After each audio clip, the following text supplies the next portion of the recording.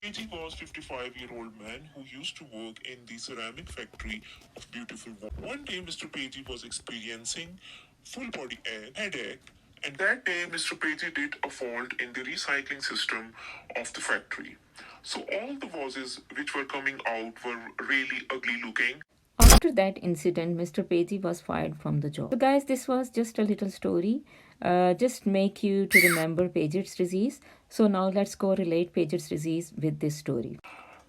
This disease is actually has imbalance between osteoclastic and osteoblastic activity of the bone. And osteoclastic activity is required for the bone resorption, and osteoblastic activity is required for the bone formation. So when osteoclastic activity increases in the bone for unknown reason in Paget's disease, what happens that osteoblastic activity also increases. So after that thing, what happens? The bones which are formed are really porous in the nature, and they are fragile, and they can be broken easily.